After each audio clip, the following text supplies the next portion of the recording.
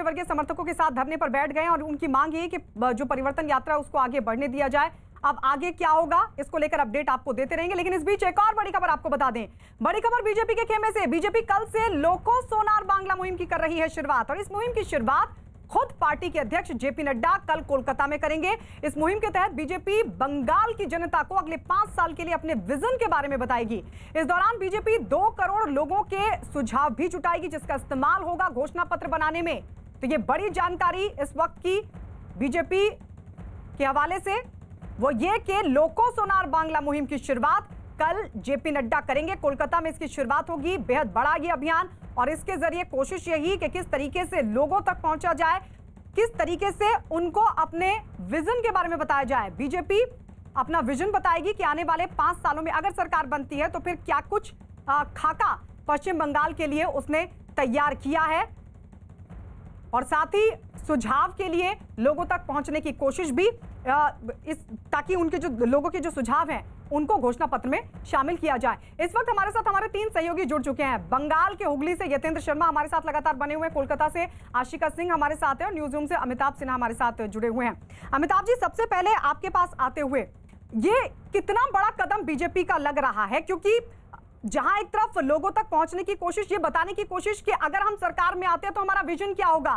साथ ही कोशिश ये भी है लोगों तक पहुंचने की कि उनके सुझाव लिए जाएं और उसको घोषणा पत्र में शामिल किया जाए। उस लिहाज से पश्चिम बंगाल की कितनी बड़ी बात होगी ये?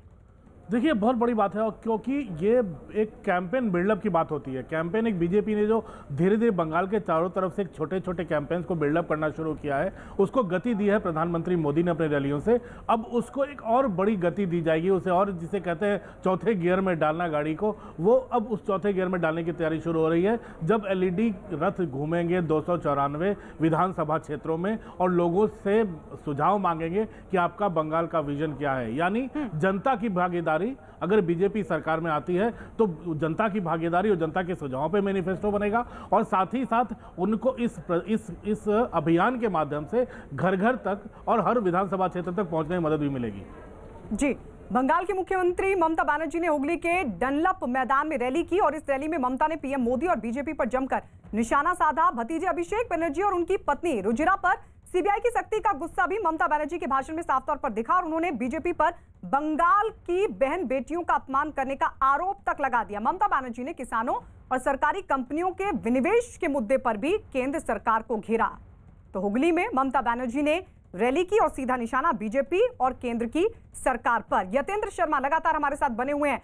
यतेंद्र, नाम भले ही ना लिया हो ममता बनर्जी ने, लेकिन क्या टीस दिखाई दी अभिषेक बनर्जी की पत्नी पर सीबीआई के शिकंजे को लेकर?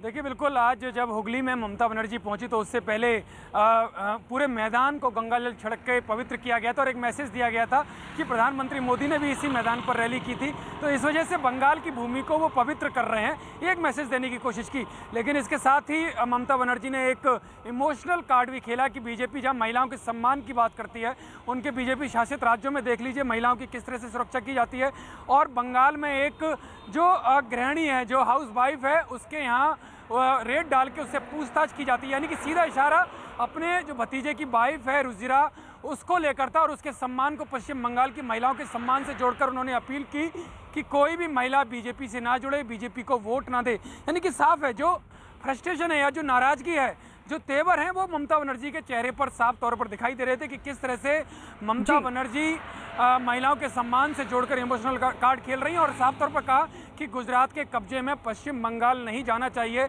इस तरह की अपील ममता बनर्जी ने की। यानी सिंपैथी लेने की कोशिश। लौटेंगे यतेंद्र आपके पास। हुगली में ममता बनर्जी की रैली में बंगाल की कई बड़ी हस्तियां टीएमसी में शामिल हुई, जिन लोगों ने